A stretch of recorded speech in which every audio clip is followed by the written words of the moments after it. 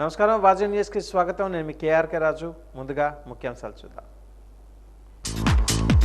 అసెంబ్లీలో భావోద్వేగానికి గురి అయిన ఏపీ సీఎం చంద్రబాబు.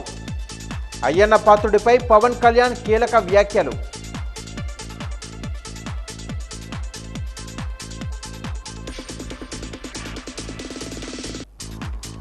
అందరికీ అభిమాన పాత్రుడు, ప్రీతి పాత్రుడు అయ్యన్న పాత్రుడు. ఆంధ్రప్రదేశ్ శాసనసభ స్పీకర్ అయ్యన్న పాత్రుడిపై వాజీ ప్రత్యేక కథనం.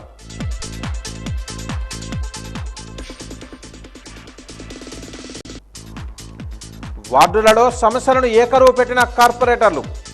అధికారుల ఒంటెద్దు పోకడపోతున్నారని ఆగ్రహం.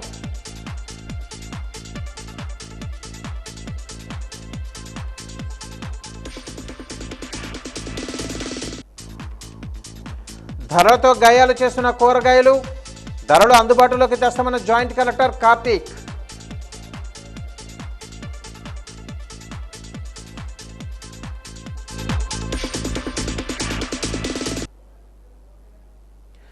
ఈరోజు చంద్రబాబు అసెంబ్లీలో మాట్లాడుతూ ఎమోషన్కి గురయ్యారు. గతంలో నాపై బాంబు దాడి జరిగిన కన్నీళ్లు పెట్టుకోలేదని సీఎం చంద్రబాబు అన్నారు. కానీ నా సతీమణిని వైసీపీ నేతలు అవమానించారని చంద్రబాబు చెప్పుకొచ్చారు. ఆమెనే కాకుండా రాష్ట్రంలో ఆడబిడ్డలందరినీ కించపరిచే విధంగా మాట్లాడారని సోషల్ మీడియాలో పోస్టులు పెట్టారని అన్నారు. ఆడబిడ్డల గురించి ఆ మాటలు విని తట్టుకోలేక నా జీవితంలో మొదటిసారిగా కన్నీళ్లు పెట్టుకున్నానని అసెంబ్లీలో చంద్రబాబు ఎమోషన్ అయ్యారు. ఏపీలో అసెంబ్లీ డిప్యూటీ సీఎం పవన్ కళ్యాణ్పై సీఎం చంద్రబాబు ప్రశంసలు కురిపించారు. పవన్ను అసెంబ్లీ గేటు కూడా తాకనీయమని గత ప్రభుత్వ నేతలు విమర్శించారు.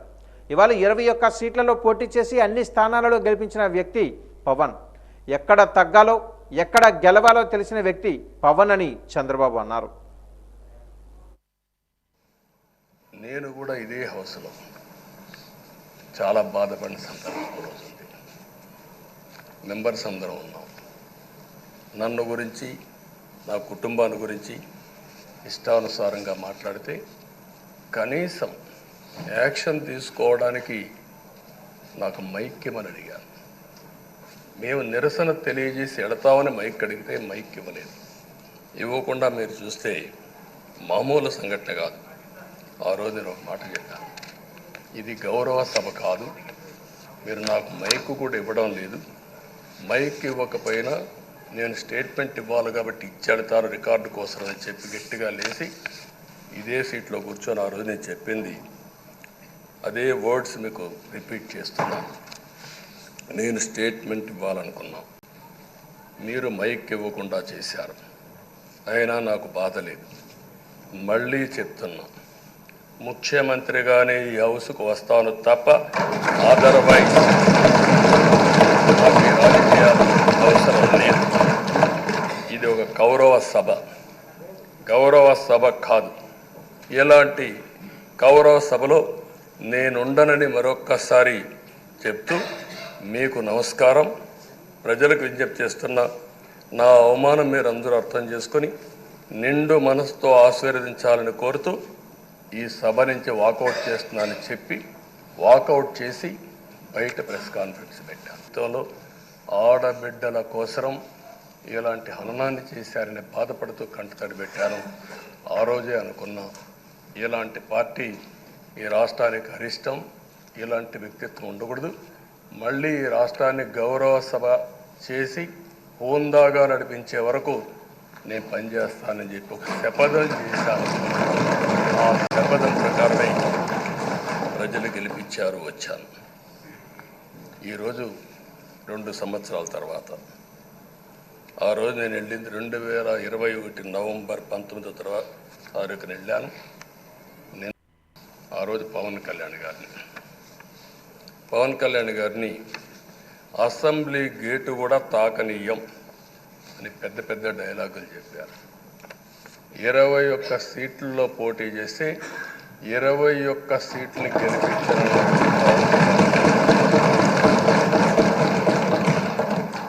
వైనాట్ 175 అని చెప్పి 11 కూడా తెచ్చుకోలేని నాయకత్వం. అంటే ఏ విధంగా మాట్లాడారు అనేదానికి ఇది ఒక ఉదాహరణ. ఆ రోజు పవన్ కళ్యాణ్ గారు చాలాసార్లు, నేను కూడా నాను బయట చాలామంది అభినందించారు. ఎక్కడ తగ్గాలో తగ్గడం, ఎక్కడ గెలవాలనో గెలవడం నేర్చిన వ్యక్తి పవన్ కళ్యాణ్ గారు. దానికి మనస్ఫూర్తిగా అభినందిస్తున్నాను. ఈరోజు మనందరం కూడా గుర్తుపెట్టుకోవాల్సింది, రాజకీయాల్లో సుదీర్ఘమైన రాజకీయాల్లో ఉన్నాం. మొత్తం కలిసి 16వ సభ. మీ అందరికంటే సీనియర్ మోస్ట్ నేను. 8 + 1 9వసారి, అంటే 16 సభల్లో 16వ సభ 9 సభల్లో ఉన్నాను. అంటే అన్ని సభలను చూశాను. నా జీవితంలో ఎప్పుడూ చూడని సభ మొన్న జరిగిన సభ, 15వ శాసనసభ.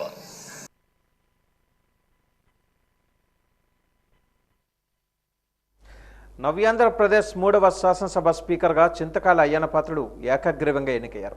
అయ్యన్న పేరును ప్రోటెం స్పీకర్ బుచ్చయ్య చౌదరి ప్రకటించారు. నూతన స్పీకర్గా అయ్యన్న బాధ్యతలు స్వీకరించారు. ఆయనను ముఖ్యమంత్రి చంద్రబాబు, ఉప ముఖ్యమంత్రి పవన్ కళ్యాణ్, బీజేపీ పక్ష నేతలు గౌరవప్రదంగా సభాపతి స్థానంలో కూర్చోబెట్టారు. అయ్యన్న పాత్రుడు ఉమ్మడి విశాఖపట్నం జిల్లాలో సీనియర్ నాయకులలో ప్రముఖుడు. ఇప్పటికీ మొత్తం 10 సార్లు అసెంబ్లీకి పోటీ చేసి 7 సార్లు విజయం సాధించిన రికార్డు ఆయన పేరు మీద ఉంది. ఉమ్మడి విశాఖ జిల్లాలో స్పీకర్ పదవి దక్కించుకున్న తొలి నేతగాను మరో రికార్డు సృష్టించారు.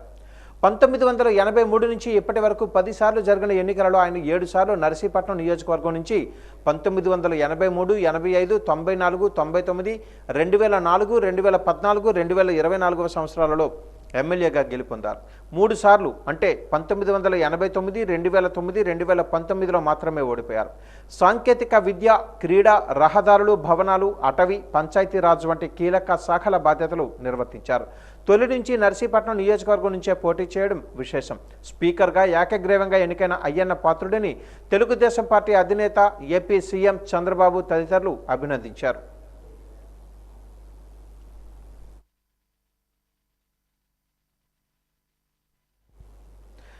ఏపీ అసెంబ్లీ స్పీకర్ అయ్యన్న పాత్రుడిపై డిప్యూటీ సీఎం పవన్ కళ్యాణ్ చేసిన వ్యాఖ్యలకు సభలో నవ్వులు విరబూశాయి. ఉత్తరాంధ్ర యాసలో పదునైన వ్యాఖ్యలు చేయడంలో మీరు దిట్ట. ఋషికొండను గుండు కొట్టినట్టుగా ప్రత్యర్థులతో మాటలతో చెక్కేస్తారు, కానీ ఇకపై మీకు తిట్టే బాధ్యత లేదు. తిట్టే వల్ల మైక్ కట్ చేసే బాధ్యత మీకు వచ్చింది అని పవన్ అన్నారు. ప్రజలు రాజకీయ జీవనంలో ఇన్ని దశాబ్దాలు ప్రజలు మీ వాడి వేడి చూశారు. మీకు కోపం వస్తే ఋషికొండను చెక్కినట్టు ప్రత్యర్థులకి పదునైన ఉత్తరాంధ్ర యాసలో గుండు కొట్టేస్తారు. ఒకటే బాధేస్తాం సార్, ఇకపైన మీకు తిట్టే అవకాశం లేకపోవడం. కానీ ఇక మీద సభలో ఎవరు తిడుతున్నా దాన్ని ఆఫ్ చేసే బాధ్యత మీ చేతిలోనే ఉంది. మీరే మైక్ ఆఫ్ చేయాలి. అంటే మా చిన్నప్పుడు నేను చూసేవాడు, ఒకసారి అల్లరి చేసే అబ్బాయిని క్లాస్ లీడర్ చేసేవాడు చిన్నప్పుడు మా స్కూల్లో. కానీ ఇన్నాళ్ళు ప్రజలు మీ వాడి వేడి పలుకులు, మీ ఘాటైన వాగ్దాటి చూశారు. ఈ రోజు నుంచి రాష్ట్ర ప్రజలు మీ హుందాతనం చూస్తారు. డిబేట్స్ వెనకాల దాక్కుని సంస్కారహీనమైన భాషలని, భావాలని రకరకాల మాధ్యాల్లో విరజిమ్ముతూ ఉంటారు. నవ్యాంధ్రప్రదేశ్ 3వ శాసనసభ స్పీకర్గా చింతకాయల అయ్యన్న పాత్రుడు ఏకగ్రీవంగా ఎన్నికయ్యారు. అయ్యన్న పేరును ప్రోటెం స్పీకర్ బుచ్చయ్య చౌదరి ప్రకటించారు. ఈ నేపథ్యంలో ఏపీ శాసనసభ స్పీకర్ అయ్యన్న పాత్రుడిపై వాజీ ఛానల్ అందిస్తున్న ప్రత్యేక కథనం ఇప్పుడు చూద్దాం. చింతకాయల అయ్యన్న పాత్రుడు 1957 సెప్టెంబర్ 4వ తేదీన విశాఖ జిల్లాలో నర్సీపట్నంలో జన్మించారు. ఆయన తండ్రి వరహాల దొర. అయ్యన్న పాత్రుడుకు 5గురు సోదరులు. అయ్యన్న పాత్రుడు పాఠశాల విద్య నర్సీపట్నంలో జరగగా కాకినాడలో పిఆర్ గవర్నమెంట్ కాలేజీలో ఆర్ట్స్లో గ్రాడ్యుయేషన్ పూర్తి చేశారు. ఆయన తాతయ్య రాజకీయాల్లో క్రియాశీలకంగా ఉంటూ పలు పదవులు అలంకరించారు. అయ్యన్న పాత్రుడు 1983 జూన్ 1వ తేదీన పద్మావతిని వివాహం చేసుకున్నారు. ఆ దంపతులకు 2 కుమారులు. పెద్ద కుమారుడు విజయ్, రెండో కుమారుడు రాజేష్ విజయ్. వారిద్దరూ Telugu Desam party social media, IT విభాగంలో కీలకంగా వ్యవహరిస్తున్నారు. అయ్యన్న పాత్రుడు రాజకీయ జీవితం విద్యార్థి దశ నుంచే ప్రారంభమైంది. ఎన్టీఆర్ ప్రారంభించిన తెలుగుదేశం పార్టీ విధి విధానాలు, సిద్ధాంతాలు నచ్చి ఆయన తెలుగుదేశం పార్టీ తీర్థం తీసుకున్నారు.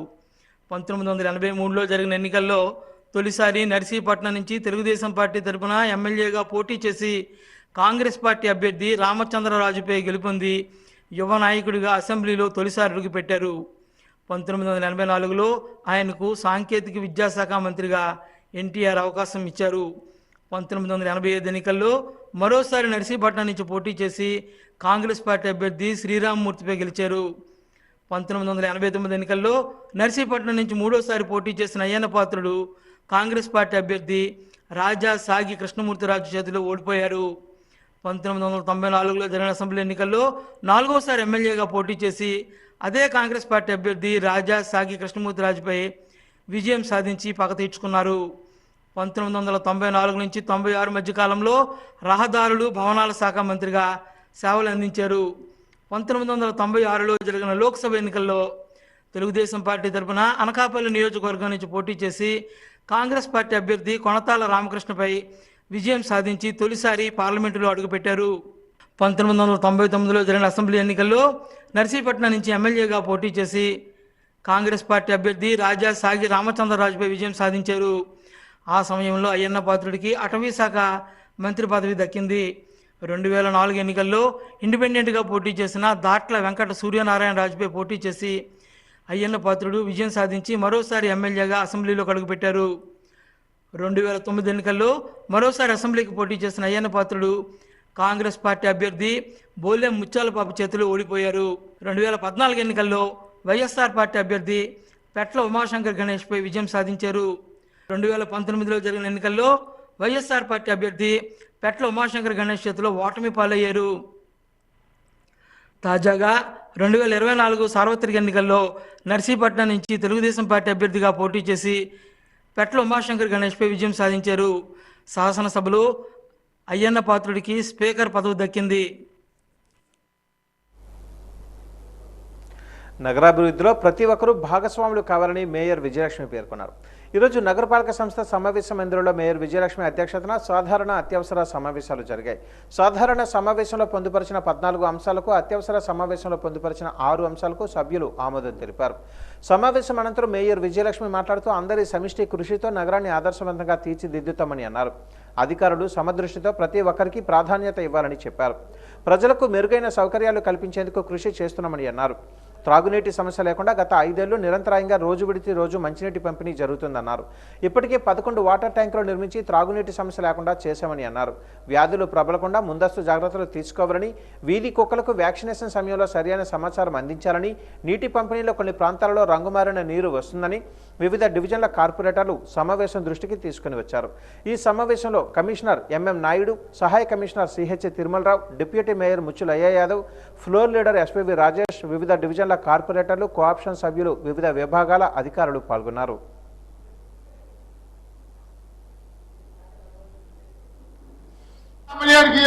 ఎప్పుడు కూడా మాజీ ఎమ్మెల్యే గారు స్వామి గారు ఎప్పుడు కూడా చెప్పేవారు, మాకు 48 మంది కార్పొరేటర్స్ ఇచ్చారు ప్రజలని గొప్పగా చెప్పేవారు. అయితే ఈరోజు కార్పొరేటర్స్కి కూడా ఈరోజు గౌరవం లేదు. మాకు ఎలాగా లేదు, ప్రతిపక్షంలో ఉన్నాం. ఆ రోజు మాకు ఏ పనులు కూడా చేసే అధికారం లేకుండా చేశారు ఆ రోజు. కానీ ఈరోజు అధికార పార్టీలో ఉన్న కార్పొరేటర్స్ కూడా ఒక లైట్ వేయించుకోలేని పరిస్థితి, ఒక కాలో క్లీనింగ్ చేయించుకోలేని పరిస్థితి, ఒక పెన్షన్ చేయించుకోలేని పరిస్థితి.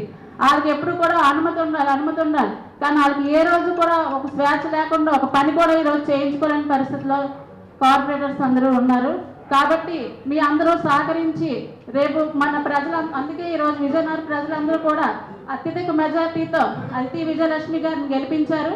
ఎక్కడా కూడా లేని విధంగా, చరిత్రలో లేని విధంగా 60,000 మెజార్టీ దాటి ఈరోజు అతి విజయలక్ష్మి గారిని మన ఎమ్మెల్యేగా గెలిపించారు విజయనగరం ప్రజలు. విజయనగరం ప్రజలందరికీ కూడా ధన్యవాదాలు తెలియజేసుకుంటున్నాను ముందుగా. అయితే ఈరోజు మనందరం కూడా సహకరించి ఏ పనైనా సరే మన కార్పొరేషన్ అభివృద్ధికి కార్పొరేటర్స్ అందరూ కూడా సహకరించి వాళ్ళ దృష్టికి తీసుకెళ్ళిన తర్వాత వాళ్ళు కూడా వెంటనే స్పందిస్తారు. మన కార్పొరేషన్ ఎంతో అభివృద్ధి చేయడానికి ముందుకెళ్దాం. మన రాష్ట్రంలోనే లేని విధంగా ఈరోజు మన మున్సిపాలిటీ ఎక్కడా లేని విధంగా ఈరోజు కార్పొరేషన్ మనం ముందుకు తీసుకెళ్దాం. అభివృద్ధి చేయడానికి అందరూ సహకరిస్తారని ఈ సందర్భంగా తెలియజేసుకుంటున్నాను. నగరపాలక సంస్థ సాధారణ సమావేశంలో ఎట్టకేలకు అధికార పార్టీ కార్పొరేటర్లు నోరు మెదిపారు. ఇన్నాళ్ల తర్వాత తమ వార్డు పరిధిలో ఉన్న సమస్యలను సమావేశం సాక్షిగా ఏకరువు పెట్టారు. 3 ఏళ్ల తర్వాత మోకముడిగా నగరపాలక సంస్థ అధికారుల పనితీరుపై దాడి చేశారు. నగరపాలక సంస్థ పూర్తిగా అవినీతిలో కూరుకుపోయిందని కార్పొరేటర్ గాద మురళి ఆరోపించారు. కార్పొరేటర్లకు తెలియకుండా అధికారులు ఒంటెద్దు పోకడలతో పనులు చేయటం వలన తాము డమ్మీలుగా మారామని ఆవేదన వ్యక్తం చేశారు. చేయి తడిపితే గానీ పని జరగని పరిస్థితి విజయనగరం నగరపాలక సంస్థలో ఉందని తీవ్రంగా ఆరోపించారు. కేఎల్పురం కార్పొరేటర్ సంతోషి మాట్లాడుతూ 6,000 రూపాయల కొలాయి కనెక్షన్ల కోసం చలానాలు తీసిన ప్రజలకు సమాధానం చెప్పలేకపోతున్నామని, ట్యాంకు నిర్మాణం జరిగిన నేటికి కేవలం 2 కొలాయి కనెక్షన్లు ఇవ్వడం అధికారుల వైఫల్యం కాదా అని ప్రశ్నించారు. అదే కాకుండా వార్డు పరిధిలో అనేక సమస్యలు ఉన్నా పరిష్కరించలేని దయనీయ స్థితిలో తాము నిస్సహాయంగా ఉన్నామని అన్నారు. మరో కార్పొరేటర్ ధనలక్ష్మి మాట్లాడుతూ తమ వార్డు పరిధిలో ఎక్కువ శాతం స్లమ్ ఏరియా ఉందని, అధిక పన్నులు విధించి పార్టీ ఓటమికి అధికారులు కారణమయ్యారని ఆరోపించారు. దీంతో నిత్యం ప్రజల మధ్య ఉంటూ పనిచేసిన తమ నాయకుడు కోలగట్లకు తమకు అధికారుల తీరుతో చెడ్డ పేరు వచ్చిందని అన్నారు.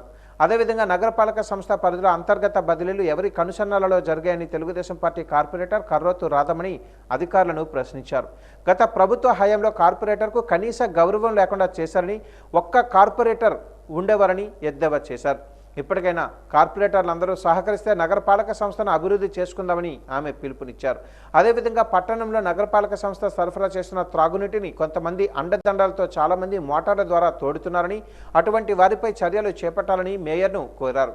దీనికి స్పందించిన వైకాపా సీనియర్ కార్పొరేటర్ రాజేష్ మాట్లాడుతూ పార్టీలకు అతీతంగా ఎవరి ఇంట్లో మోటార్ల సహాయంతో నగరపాలక సంస్థ నీటిని తోడుతున్నారు, వాటిని తొలగించేలా ఆదేశాలు జారీ చేయాలని మేయర్కు అధికారులు విజ్ఞప్తి చేశారు.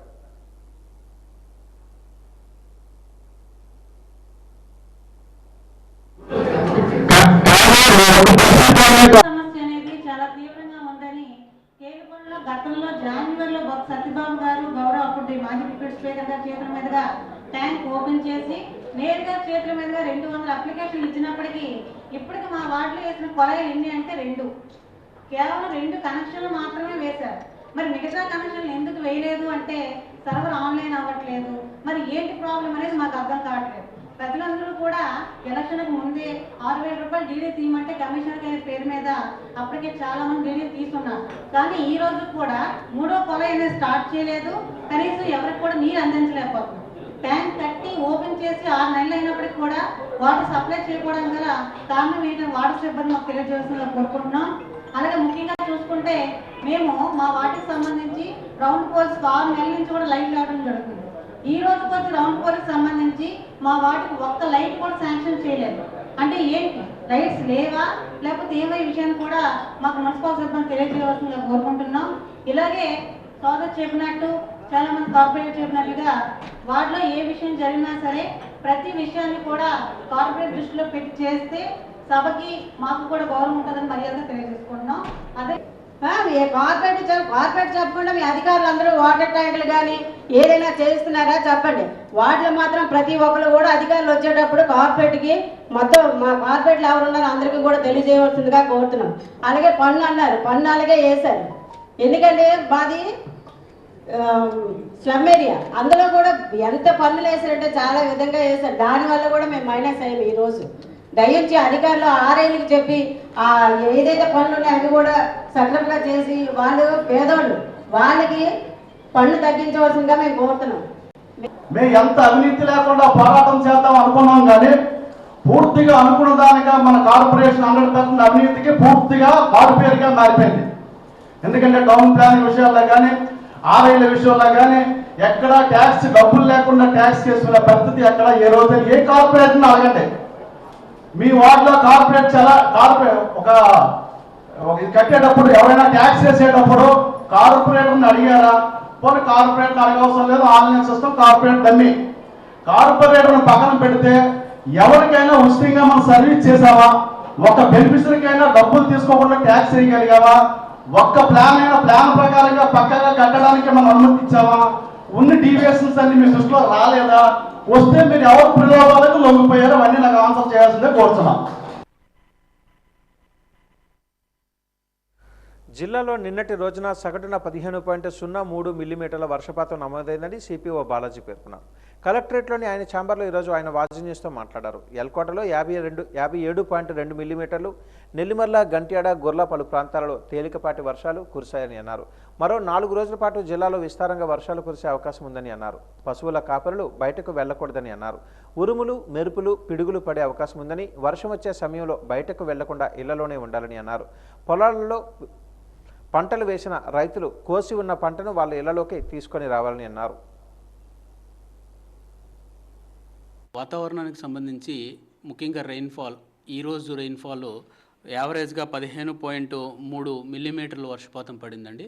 దీంట్లో అత్యధికంగా ఎల్కోటలో 57.2 మిల్లీమీటర్లు, అలాగే నెల్లిమర్ల ఇతర మండలాల్లో కూడా యావరేజ్గా మోడరేట్ వర్షం పడింది. రేపటి నుంచి మరొక 4 రోజులు కూడా మోడరేట్ నుంచి లైట్ టు మోడరేట్ వర్షం పడే అవకాశం ఉంది.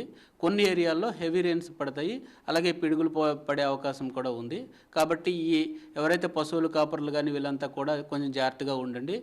వర్షం వచ్చే సమయంలో కానీ, ఉరుములు మెరుపులతో కూడి ఉండే సమయంలో కానీ చెట్ల కింద ఉండటం కానీ అట్లాంటివి చేయకుండా కొంచెం ఓపెన్ ప్లేస్లో ఉండేటట్టు, అలాగే వీలునంత వరకు వర్షం ఉన్న సమయంలో బయటికి వెళ్లకుండా ఉండడానికి ప్రయత్నించండి. అలాగే ఈ 4 రోజులు కూడా అందరూ కూడా అంటే ఏవైతే ఈ నువ్వులు ఇవన్నీ వేసి ఉంటారు కదా పంటలు, వాళ్ళు కూడా కొంచెం ఏమైనా క్రాప్ కటింగ్స్ కానీ ఏమైనా ఉంటే వాటిని దూరంగా పెట్టి జాగ్రత్తలు తీసుకోండి. విజయనగరం మండలం మరిచర్ల రెవెన్యూ పరిధిలోని శుంకరపేటలో జిల్లా పరిషత్ ఉన్నత పాఠశాల భూములను తుమ్మగంటి సురేష్ అనే వ్యక్తి కబ్జా చేశారని శుంకరపేట గ్రామస్తులు ఆరోపించారు. కబ్జా చేసిన వారిపై చర్యలు తీసుకోవాలని శుంకరపేట గ్రామస్తులు జిల్లా రెవెన్యూ అధికారికి వినతి పత్రాన్ని అందజేశారు. ఈ సందర్భంగా గ్రామస్తులు మాట్లాడుతూ సర్వే నెంబర్ 195/5లో గల 3 ఎకరాల భూమిని జిల్లా పరిషత్ ఉన్నత పాఠశాల మైదాన భూమిగా 2002వ సంవత్సరంలో కేటాయించడం జరిగిందన్నారు. ప్రస్తుతం సదరు భూమిని తుమ్మగంటి సురేష్ అనే వ్యక్తి కబ్జా చేసి తప్పుడు పత్రాలు సృష్టించి ఆన్లైన్లో తమ పేరును నమోదు చేసుకున్నారని అన్నారు. ఈ కబ్జా విషయంపై రెవెన్యూ అధికారులు ఫిర్యాదు చేసినా పట్టించుకోవడం లేదని అన్నారు. పూర్తిగా విచారణ చేపట్టి జిల్లా పరిషత్ ఉన్నత పాఠశాల భూమిని పరిరక్షించాలని కోరారు. కబ్జా చేసిన వారిపై చర్యలు తీసుకోవాలని డిమాండ్ చేశారు. శంకరపేట ఉన్నత పాఠశాలకు సంబంధించిన 5 ఎకరాలు 54 సెంట్లు అప్పుడున్న 2001లో అప్పుడున్న గవర్నమెంట్ కేటాయించారు సార్. ఈరోజు మొన్న 2వ నెల 18వ తారీఖు నుంచి తుమ్మగంటి సురేష్ ఆయన భూ కబ్జా చేసి తప్పుడుగా డాక్యుమెంట్ సృష్టించుకొని 1B సృష్టించుకున్నారు. వచ్చి సైట్లోకి వచ్చి ఈ భూమి నాదని చెప్పారు. ఆ రోజు నుంచి ఈ రోజు వరకు ఈ 3 నెలలు మన ఎమ్మెల్యే హస్తాలతో ఆ భూమి కబ్జా చేశారు. ఆ విషయాన్ని కలెక్టర్ గారికి, డిఆర్ఓ గారికి, ఆర్డీఓ గారికి, ఎంఆర్ఓ గారికి నోటిఫై చేశాము. ఇవ్వడం జరిగింది. చర్య తీసుకుంటానన్నారు చెప్పారు. ఇంతవరకు ఏ చర్య తీసుకోలేదు. భూమి కూడా ఆన్లైన్లో కనబడుతున్నది. ఆన్లైన్ క్యాన్సిల్ చేస్తానన్నారు. ఈ రోజు వరకు 1B లైన్లో ఉంది. ఈ విధంగా ఈ స్కూల్కి ఇచ్చిన భూమిని సరిగ్గా ఇచ్చి స్కూల్ పేరు మీద 1B చేసి స్కూల్ పేరు మీద 1B ఇవ్వాలని మేమందరము ఊరి తరపున వచ్చాము. ఈ విధంగా తెలియజేయడం జరుగుతుంది. ఇలాగే భూమి కబ్జాని చేసుకొని ఆ 10 కోట్ల రూపాయల ఆస్తిని మన గవర్నమెంట్ భూమిని కబ్జా చేసి స్కూల్ కేటాయించిన భూమిని 3 ఎకరాల ఆస్తిని అంటే సుమారుగా 10 కోట్ల రూపాయల ఆస్తిని సృష్టించుకొని తప్పుడుగా లేఅవుట్ వేసుకొని ప్రారంభిస్తున్నారు. 1B ఇమ్మీడియట్గా క్యాన్సిల్ చేసి ఈ స్కూల్కి కేటాయించిన భూమిని ఇమ్మీడియట్గా గవర్నమెంట్ హ్యాండ్ ఓవర్ చేసుకుని స్కూల్కి ఇవ్వాల్సిందిగా మేము కోరుచున్నాం. విపత్తుల వలన సంభవించే అత్యవసర పరిస్థితులను ఎదుర్కోవడానికి ప్రతి ఒక్కరూ సిద్ధంగా ఉండాలని విపత్తుల శాఖ డిపిఎం రాజేశ్వరి తెలిపారు. విపత్తులు సంభవించినప్పుడు ఎలాంటి జాగ్రత్తలు తీసుకోవాలనే అంశాలపై ప్రజలందరికీ అవగాహన కలిగించాలని తెలిపారు. యూత్ హాస్టల్లో విపత్తుల బృందంతో యూత్ వాలంటీర్లకు అవగాహన కార్యక్రమాన్ని నిర్వహించారు. ఈ సందర్భంగా ఆమె మాట్లాడుతూ జిల్లాలో గ్రామీణ ప్రాంతాలలో ఇటువంటి అవగాహన సదస్సులు నిర్వహించి ప్రజలకు అవగాహన కల్పించాలని తెలిపారు. జిల్లాలో అవగాహన కల్పించడానికి పలు గ్రూపులను ఎంపిక చేయడం జరిగిందని, ప్రకృతి వైపరీత్యాల ద్వారా సంభవించే హానికరం కలిగించే అంశాలపై మరియు తీసుకోవాల్సిన జాగ్రత్తలపై ప్రజలలో అవగాహన కార్యక్రమాలు నిర్వహిస్తారని అన్నారు. వరదలు, తుఫాన్లు, అగ్ని ప్రమాదాలు, భూకంపాలు, గుండెపోటు సంభవించేటప్పుడు పిడుగులు పడే సమయంలో తీసుకోవాల్సిన జాగ్రత్తలపై గ్రామాలలో అవగాహన కల్పిస్తారని చెప్పారు.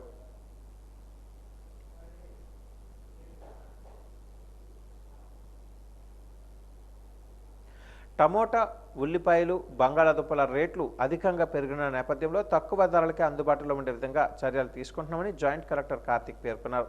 కలెక్టరేట్లోని ఆయన ఛాంబర్లో ఈరోజు వాజీ న్యూస్తో మాట్లాడారు. రైతు బజార్లలోనూ హోల్సేల్ మార్కెట్లోనూ పెరిగిన ధరలు తగ్గించాలని అన్నారు. కిలో టమాటో 60 రూపాయలు, కిలో ఉల్లిపాయలు 35 రూపాయలు, కిలో బంగాళాదుంపలు 30 రూపాయల చొప్పున అమ్మకాలు చేపట్టాలన్నారు.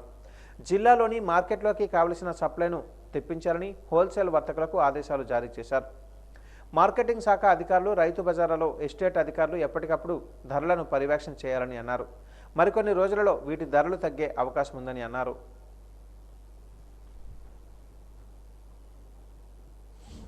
21 June prices of onion, tomato, potato ముఖ్యంగా ఈ 3 కమోడిటీస్ ప్రైసెస్ అనేవి మార్కెట్లో, ఓపెన్ మార్కెట్లో బాగా పెరిగినాయి, ప్రజలకు సమస్యగా ఉందని ఒక కమిటీ మీటింగ్ అనేది కండక్ట్ చేయడం జరిగింది. ఆ కమిటీ మీటింగ్లో ఏడీ మార్కెటింగ్, డిఎస్ఓ వారి అధ్యక్షంలో హోల్సేల్ అండ్ ట్రేడర్స్తో ఈ మీటింగ్ అనేది కండక్ట్ చేయడం జరిగింది. So potato section, tomato section, onion section హోల్సేలర్స్తో నెగోషియేషన్ చేసి వాళ్ళ కోఆపరేషన్తో ప్రైసెస్ అనేవి అనియన్, పొటాటో అండ్ టొమాటో ముఖ్యంగా ఈ 3 కమోడిటీస్ కూడా కొంతవరకు తగ్గించడం జరిగింది. అదేవిధంగా ఇంకా అదర్ ఆప్షన్స్ ఏమైనా ఉన్నాయా, వేరే మార్కెట్స్ నుంచి కూడా తరలించే ఆప్షన్ కూడా ఎక్స్ప్లోర్ చేస్తున్నాము. టోటల్గా సప్లై అనేది ముఖ్యంగా రైతు బజార్లో సప్లై ఆఫ్ ప్రత్యేకంగా అనియన్, టొమాటో, పొటాటో అనేది అబండెంట్గా ఉండేలాగా ఎంతైతే డిమాండ్ ఉందో అంత సప్లై కూడా ఉండి ప్రైస్ స్టెబిలైజ్ చేసే విధంగా చర్యలు చేపట్టాం. ప్రామాణికత, నిబద్ధతకు విశాలాంధ్ర పత్రిక ప్రతీకగా నిలుస్తుందని రాష్ట్ర ST commission chairman doctor D. Vijayashankar అన్నారు.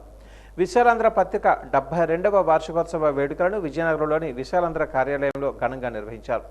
ఈ కార్యక్రమంలో ముఖ్య అతిథిగా పాల్గొన్న డాక్టర్ డి. విజయశంకర్రావు కేకును కట్ చేసి వేడుకలను ప్రారంభించారు. అనంతరం ఆయన మాట్లాడుతూ విశాలాంధ్రతో తనకు విడదీయలేని అనుబంధం ఉందని తెలిపారు. విద్యార్థి దశ నుంచి తనకు పత్రికలు, సాహిత్యం చదివే అలవాటు ఉందని అన్నారు. విశాల దృక్పథం, ప్రగతిశీల భావన అలవడేందుకు పుస్తక పఠనంతో పాటు పత్రికలు చదవటం ఉపకరిస్తాయని అన్నారు. పత్రికా రంగం రాజకీయ పార్టీలకు కొమ్ము కాయకుండా సామాజిక ప్రయోజనానికి దోహదపడాలని ఆకాంక్షించారు. విజయనగరం జిల్లా స్టాఫ్ రిపోర్టర్ నాగేంద్ర ప్రసాద్ అధ్యక్షతన జరిగిన కార్యక్రమంలో సమాచార శాఖ సహాయ సంచాలకులు డి. రమేష్, సిపిఐ నాయకులు కామేశ్వరరావు, విశాలాంధ్ర విశాఖపట్నం బ్రాంచ్ మేనేజర్ నరసింహులు, మండల విలేకరులు జామి సన్యాసరావు, ప్రతాప్, సిపిఐ పార్టీ నాయకులు తదితరులు పాల్గొన్నారు. 1952 నుండి ఆ పని చేస్తుంది. ఎన్ని ఒడిదుడుకులు ఎత్తి పత్రికా రంగం ఎన్ని తుఫాన్లో చిక్కుకున్నా సరే ముందుకు వెళ్తుంది అంటే దానికి ముఖ్య కారణం దానికి ఉన్న నిబద్ధత, ప్రామాణికత, ప్రజల్లో ఉన్న అభిమానం. ఇవి లేకుండా సాధ్యం కాదు. ఎందుకంటే పరిస్థితులు చూస్తున్నాం. రాను రాను వాణిజ్యమయం అయిపోయాయి పత్రికలన్నీ. అడ్వర్టైజ్మెంట్స్ లేకపోతే పత్రికలు నడవు. ఇంకోవైపు ఒక పార్టీ కొమ్ము కాస్తూ రాజకీయాలు మాట్లాడడం ఒక్కటే పనిగా చాలా పత్రికలు చేస్తున్నాయి. అయితే సమాజం అంటే రాజకీయాలు ఒక్కటే కాదు, ఒక భాగం అంతే. రాజకీయాలు కాకుండా ఇంకా చేయాల్సిన సమాజ సేవ చాలా ఉంది, తేవాల్సిన మార్పు చాలా ఉన్నాయి. ఆ స్ఫూర్తి నింపుకున్న పత్రిక విశాలాంధ్ర. ఎందుకంటే అది ప్రత్యక్షంగా చూస్తున్నాం. ఒక రకంగా చూస్తే ఇది సిపిఐ అనుబంధ సంస్థ. సామ్యవాద భావాలు మాత్రమే ప్రచారం చేయాలి, కానీ పత్రికల్లో దానికి వ్యతిరేకమైన అంశాల భావాలకు కూడా చోటు ఉంటుంది.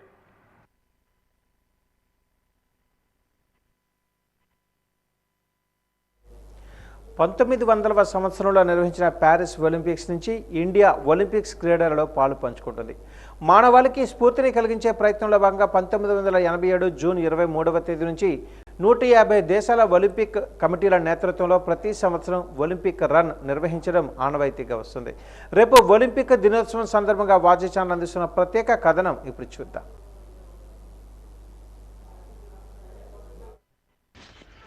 మానవాళికి స్ఫూర్తిని కలిగించే ప్రయత్నంలో భాగంగా 1987 జూన్ 23 నుంచి 150 దేశాల జాతీయ ఒలింపిక్ కమిటీల నేతృత్వంలో ప్రతి సంవత్సరం ఒలింపిక్ రన్ నిర్వహించడం ఆనవాయితీగా వస్తుంది.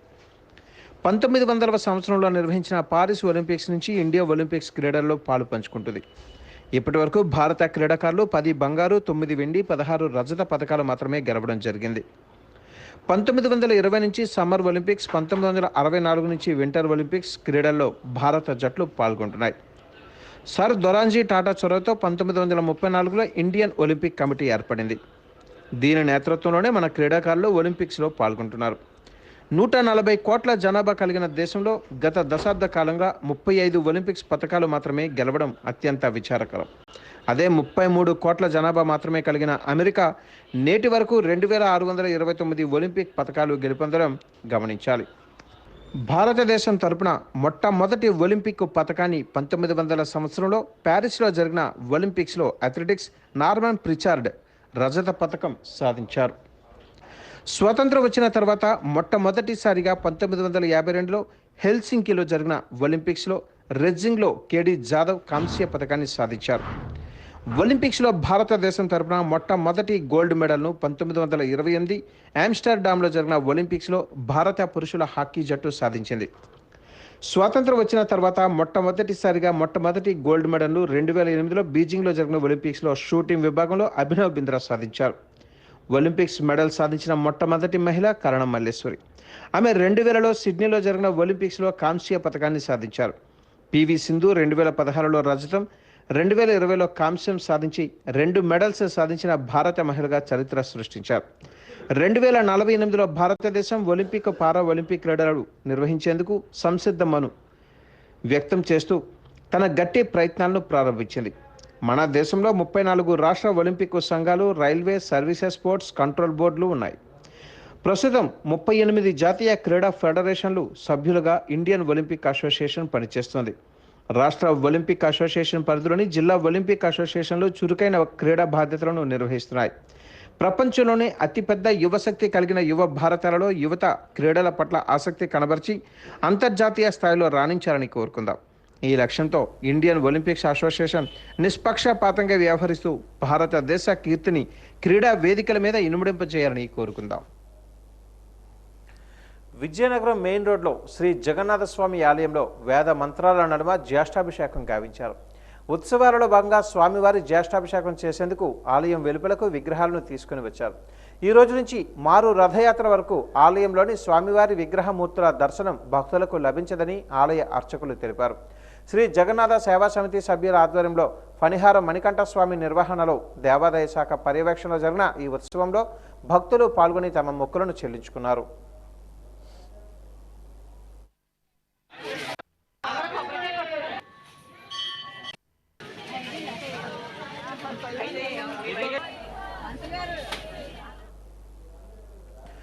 భార్య మీద అనుమానంతో పట్టుబడకుండా హత్య ఎలా చేయాలని యూట్యూబ్లో చూసిన ఒక సిఆర్పిఎఫ్ కానిస్టేబుల్ భార్యను హత్య చేసి పట్టుబడ్డాడు. పూర్తి వివరాల్లోకి వెళ్తే విజయనగరం జిల్లా గజపతినగరం మండలం బంగారమ్మపేట గ్రామానికి చెందిన అనూష ఎలియాస్ తనూజాను భర్త జగదీష్ పట్టుబడకుండా ఎలా చంపాలని యూట్యూబ్లో చూసి గ్లౌజులు వేసుకొని పశువుల పాకలోకి అర్ధరాత్రి భార్యను పిలిచి హత్య చేసి పారిపోయినట్లుగా బొబ్బిలి డీఎస్పీ శ్రీనివాసరావు తెలిపారు. అనుమానంతో భార్యను కడతీర్చిన భర్తను అరెస్టు చేసి రిమాండ్కు తరలించినట్లుగా బొబ్బిలి డీఎస్పీ శ్రీనివాసరావు మీడియాకు వివరించారు. పండగలోని ఈ నెల్లి అమ్మాయి తాలూకా మూమెంట్స్ అబ్జర్వ్ చేస్తున్నాడు. అబ్జర్వ్ చేస్తూ వాళ్ళ ఇంటికి వెళ్ళకున్నాను. తర్వాత ఏదో సెల్ ఫోన్తో సిగ్నల్ చేసి అమ్మాయిని రమ్మని చెప్పేసి ఇచ్చేసరికి నువ్వెందుకు ఈ విధంగా వస్తున్నావు, నీ మీద చాలా కంప్లైంట్స్ వస్తున్నాయి, ఇది అదని చెప్పేసి మాట కరిగేసరికి పక్కని ఆయన ఆల్రెడీ ప్రిపేర్డ్ అయి ఉన్నాడనమాట. అమ్మాయిని చంపేద్దామని ప్రిపేర్ అయి ఉండి ఆయన జేబులోకి తీసుకొస్తున్న ఈ నైలాన్ తాడుతోటి మా గ్లౌజెస్ వేసుకొని ఈయన హైట్ ఎక్కువ, అమ్మాయి హైట్ తక్కువ, పక్కని మెడకి బిగించి పైకి ఎత్తేసాడు.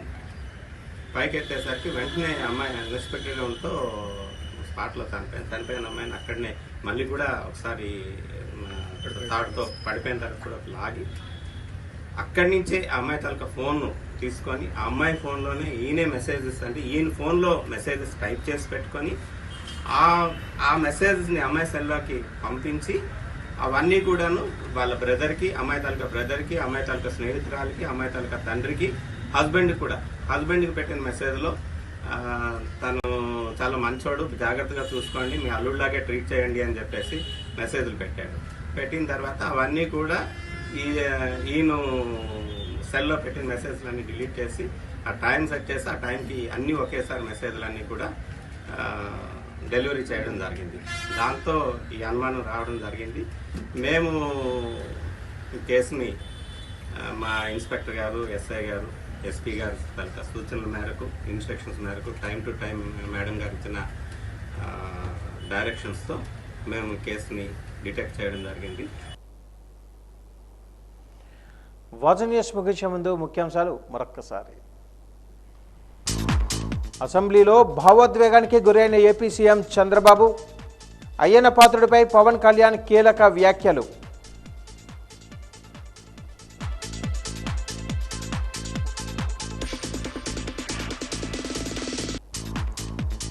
అందరికీ అభిమాన పాత్రుడు, ప్రీతి పాత్రుడు అయ్యన్న పాత్రుడు. ఆంధ్రప్రదేశ్ శాసనసభ స్పీకర్ అయ్యన్న పాత్రుడిపై వాజీ ప్రత్యేక కథనం.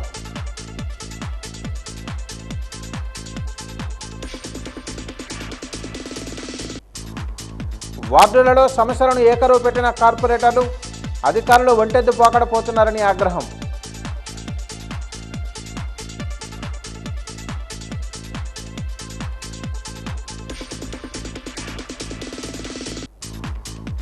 ధరలతో గాయాలు చేస్తున్న కూరగాయలు, ధరలు అందుబాటులోకి తెస్తామన్న జాయింట్ కలెక్టర్ కార్తీక్.